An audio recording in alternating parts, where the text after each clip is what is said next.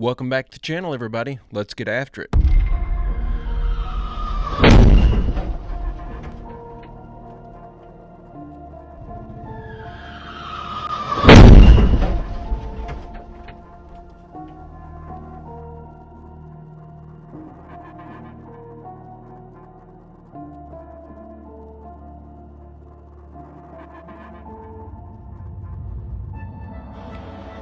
Salinas, California.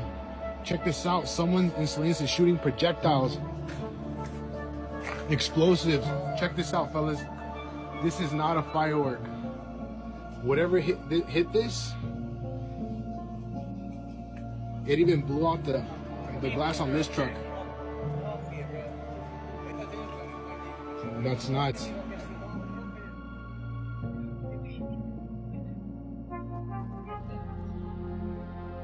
That certainly didn't look like no fireworks to me. That was crazy. This just makes me wonder if they had some military exercise or something that got out of control. This didn't seem like the type of item that your average citizen will have access to. It would surprise me, though, if this were military and they just lost control of it, because that looks like it was an intentional strike. It looked like it hit the same truck twice. That doesn't sound like an accident or like something that spiraled out of control. I'm curious to see if you're smart enough to figure this one out. So we got Foghorn Leghorn dancing around, showing this little scientific kid the art of Indian rainmaking, right?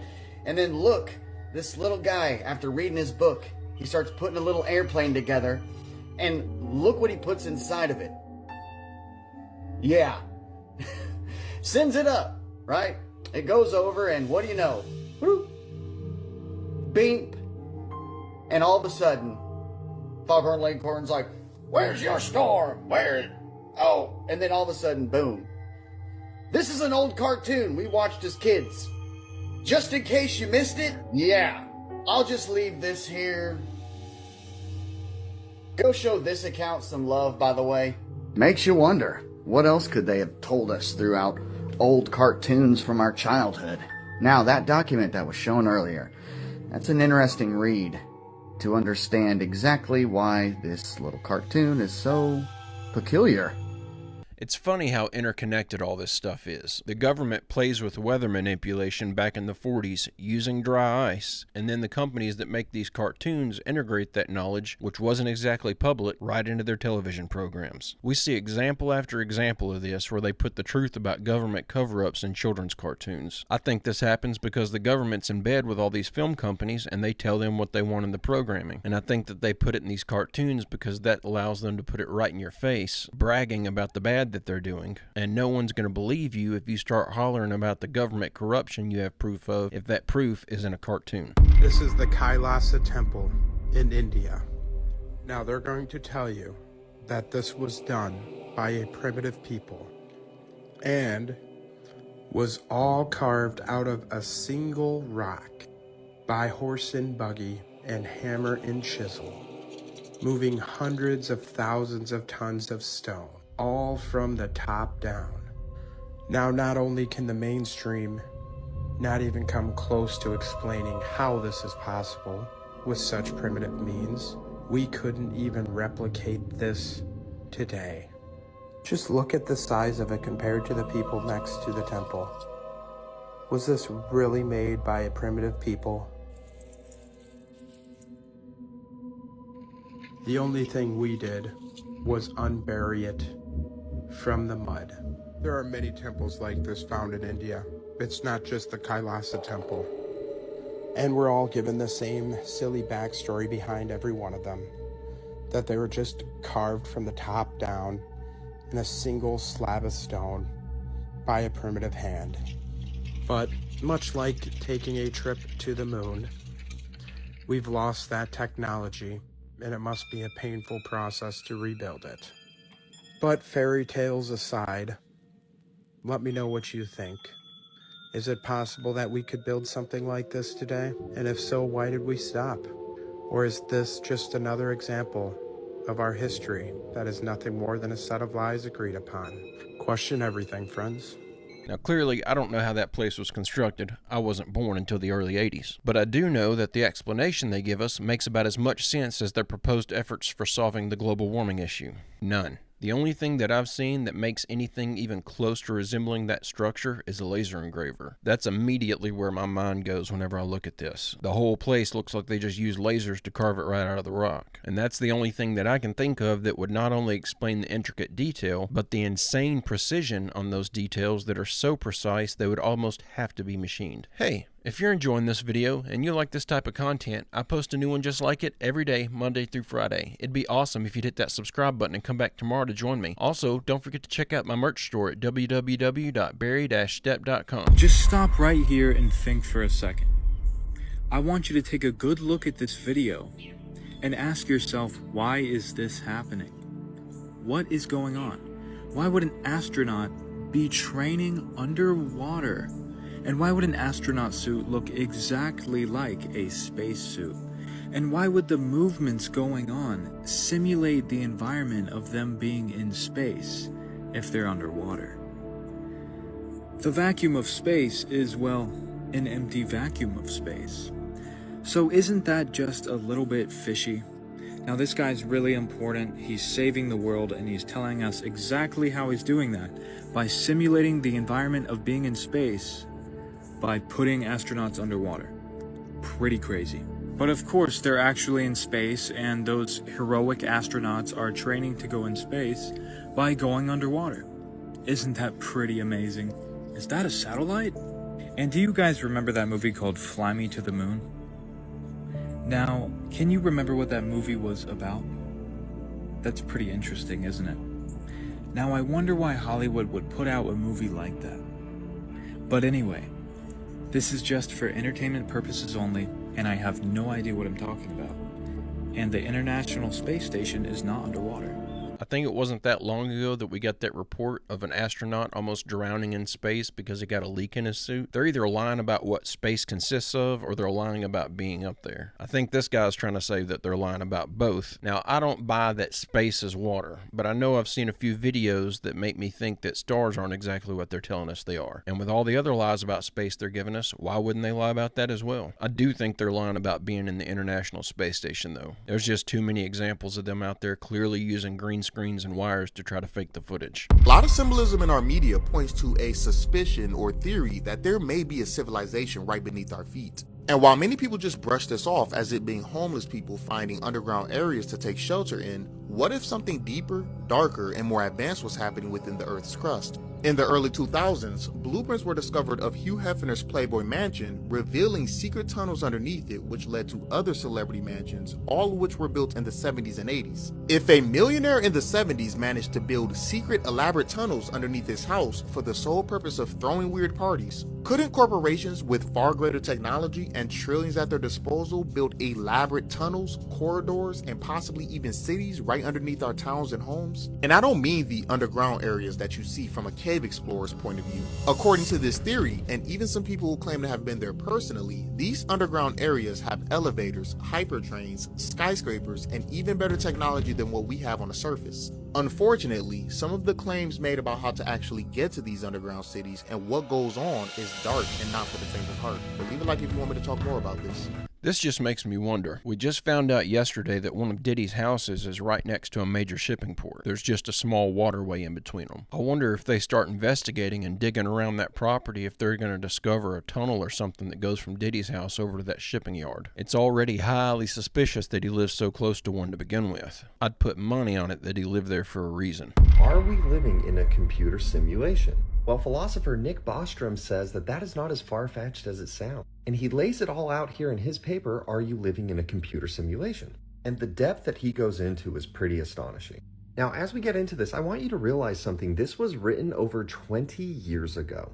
The arguments and proofs that he used were so compelling that there's articles like this that talk about how members of Silicon Valley became obsessed with it. In fact, there's two unnamed billionaires that apparently spent millions and millions of dollars to hire teams of scientists to figure out how to get out of the simulation.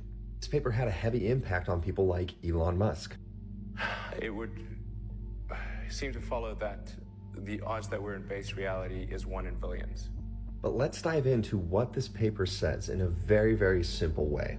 The first thing you need to do is to imagine a future human civilization that is so advanced that it can run simulations that are imperceptible to reality. This is not as far-fetched as it sounds, because when you think of the early basic computer programs, you had games like Pong, right? Where it's just 2 lines hitting a freaking dot. Now we have things like Unreal Engine that are just incredible graphics. And the rate at which we have gone from this to this on an evolutionary scale is insane. And it's only getting faster and better. So Bostrom argues that if such an advanced civilization that could make these real simulations could exist, they would have 3 options. First proposition is that all technological civilizations go extinct before reaching technological maturity. This is sometimes referenced to as the Great Filter. Essentially, this is that in our evolutionary design, in our instincts, we are driving forward to our own extinction. And so while we may have the capabilities to essentially build these simulations, we won't get there because we are our own demise. Now, there's 2 sides to the argument when it comes to the Great Filter. Some people believe it is ahead of us, as if we're going to our inevitable doom. Some people also believe that it is behind us, and we are a species that has made it past this Great Filter. But with Bostrom's argument, he is saying that it is in front of us. Before we would become advanced enough to make these simulations, something will happen to us. The second proposition is essentially this, that a civilization does become advanced enough, but they choose not to build these simulations. This could be due to like ethical concerns or maybe even just a lack of interest. Or number 3, that a civilization that is able to make these simulations not only runs them, but they run millions and billions of them. Think of the possibilities of an ancestor simulation. Imagine it this way. Let's say we're in a simulated reality.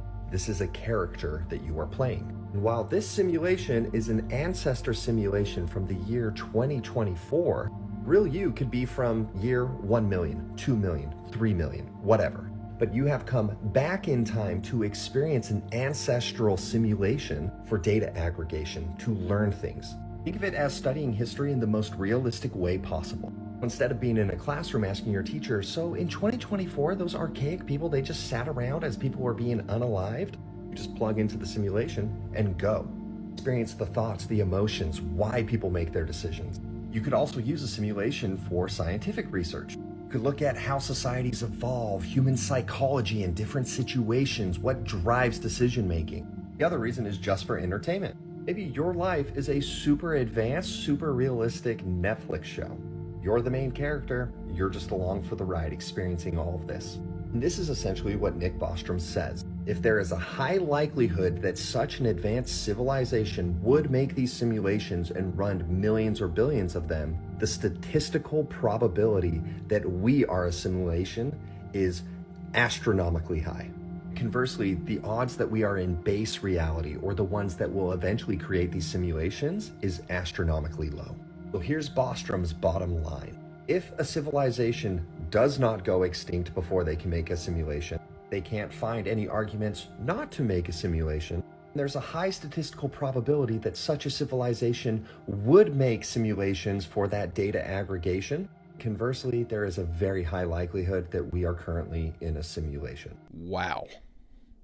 I can absolutely see how people can get obsessed over this idea, even to the point of losing millions of dollars. I want to see the evidence that they saw. What made them so convinced that they spent all this money trying to escape reality? What made them so convinced that this is the simulation? I think this is one of the most interesting theories out there. For one, you can't discredit it simply based off of human nature combined with our current technological trajectory. But you also aren't going to prove to anybody that we're living in a simulation without some very hard evidence. And then what would we do? There's no access to the hard drives. There's nowhere for us to plug in and alter the code in an attempt to escape. And if we are just code, then escaping would mean death, wouldn't it? If you just shut down the program or remove part of it, you're deleting it, right? So is there even anything to escape to? Even if we prove that we live in a simulation, that does not prove that there's a real version of us in base reality somewhere wearing a headset mindset. We may just be part of the program that was created for someone else's virtual reality experience. This is a topic I could go on about for days, and I've actually thought about doing a standalone video about it. If it's something y'all think you might be interested in, just let me know down in the comments. This involves aliens. A couple days ago, there was a whistleblower talking about this program in the Pentagon, the undisclosed head organization over UAP, UFO. This thing is called the Immaculate Constellation. So this whistleblower went to Congress. Congress went to the Department of Defense, and they said, we know that you have a undisclosed organization. They responded like, no, we don't have the Immaculate Constellation. And they said, we never said that. So now they are holding a congressional hearing on November 13th. There are going to be witnesses that come forward to divulge all. I truly feel that there is going to be a great deception that is about to happen. The faked alien invasion, what that ushers in is potentially a one world government. But there's people like Lou Elizondo and David Grush. They're saying there's an imminent threat. And I think these guys are fully plants because he said something along the lines of it's imminent and I wish we had more time. Time is so valuable. I feel like they're setting the stage so when something happens, they offer a solution. Yes. Oh wow, so we actually have a date for the rollout of the false flag alien attack. November 13th. I guess that's a day we all need to be watching for. Just remember all the warnings about the false flag attack and how they're planning to use that to usher in the New World Order, and don't get too alarmed if you hear something that's scary on November 13th. I'm really worried they're about to use this to try to scare everybody. I just want y'all to keep in mind how often we get lied to, so don't be so quick to take them at their word if you hear something that sounds world-changing. Fingers crossed we just get some actual disclosure, but I'm not ignorant enough to get my hopes up for that. Have you heard that flying cars could be in the sky soon? Stick around to learn why this innovation could mean much more than just futuristic transport. It could also signal the next level of surveillance. Imagine this: flying cars hovering above cities, moving people quickly and efficiently, and without emissions too. Sounds like a dream, right? But who will regulate the skies? As new technologies emerge, like electric vertical takeoff and landing, aka eVTOL, they raise questions about privacy, safety, and ultimately control. Now, for cities that embrace them, these vehicles promise convenience. However, some speculate that the introduction of flying cars could open the door to constant air surveillance under the guise of safety regulations. Just as security cameras monitor the streets below, who's to say similar tracking systems won't be watching from above? With tech giants and governments leading the charge, the skies might become another arena for data collection and movement control, merging innovations with possible restrictions on individual freedom. What initially looks like a leap forward could actually be another layer of surveillance, only this time airborne. Would you welcome flying cars for convenience, or do you see them as a risk for privacy? Where do you draw the line between innovation and control? I really just feel like this is fear-mongering. I don't even know of any countries right now where this is even in serious discussion. I feel like flying cars are still a long ways off. And I feel like by the time we have flying cars, driving will be a completely automated task. That's the only way that you can make it safe enough. And by that time, we'll all be under constant mass surveillance anyways.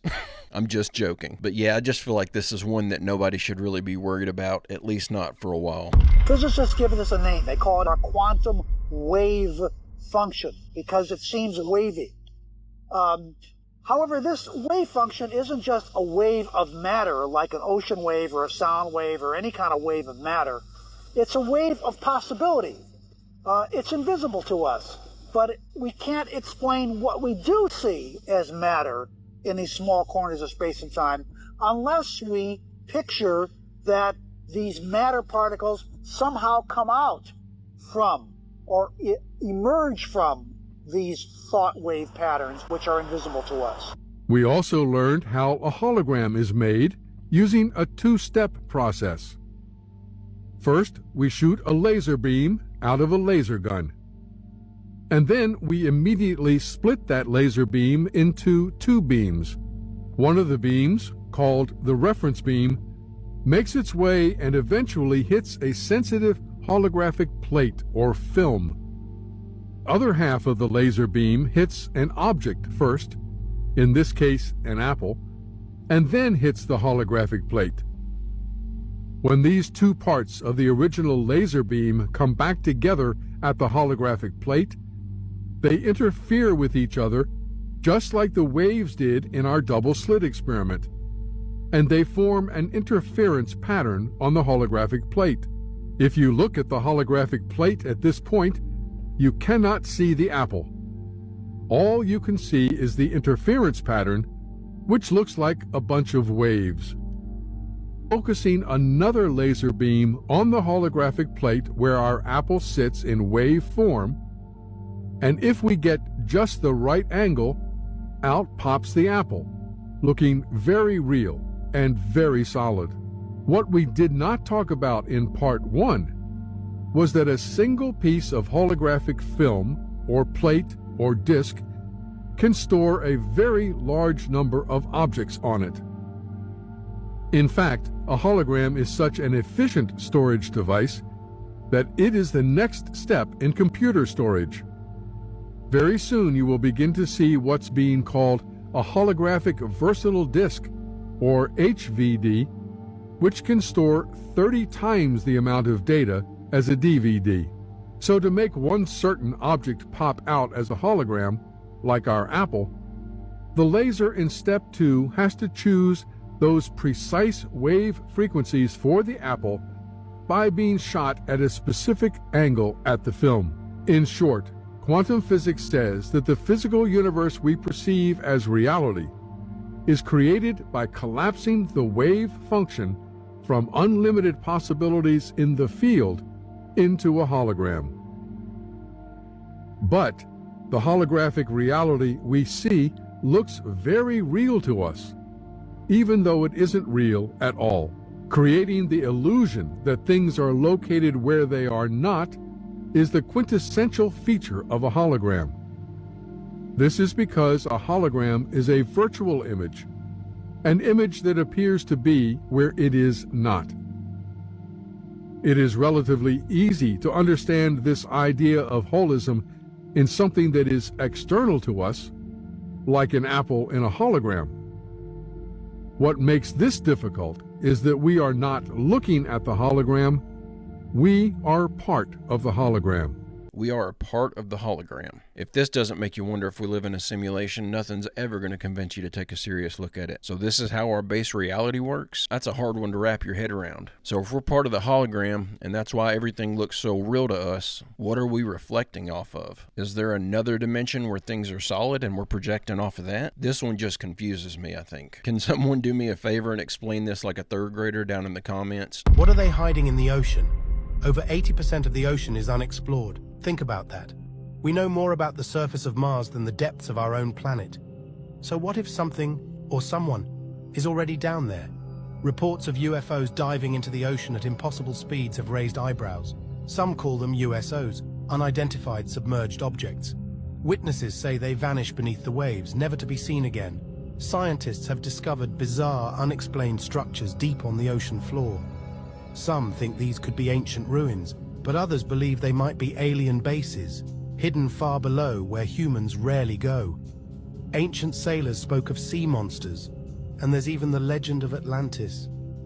Could these be stories about extraterrestrial life, adapted over centuries? What if these weren't just myths, but glimpses of alien civilizations already living underwater? Maybe the truth isn't out there in space, it's right beneath us. What are they hiding in the ocean? I'm completely convinced that these UFOs are either coming from underwater bases or they're just simply traveling there because they know that we're watching the skies, but we don't necessarily watch underwater. I don't think we've detected any of their underwater bases, though, if they exist. If they have bases down there, I'm sure they're cloaked in some way to avoid detection. They can hide these UFOs in broad daylight. Why would we think for a second that they wouldn't have some sort of cloaking technology to put on an underwater base? So I think, honestly, that anything that we found underwater at this point is likely just ancient ruins. The idea is that you literally are a different person when you change anything about yourself, and you're becoming a different person billions of times a second. So it's not about the idea of learning how to change, it's about the idea of realizing that you're constantly changing and constantly a different person in a different reality, in a different version of Earth, moment to moment to moment to moment to moment to moment to moment, and you get to say what you are, what person you are, how you define yourself every single moment. So you get to choose. As I just said, your greatest power is the freedom to choose who you prefer to be. And it doesn't matter what anyone else thinks you should be. They're not living your life. They're not your reality. You are your own universe.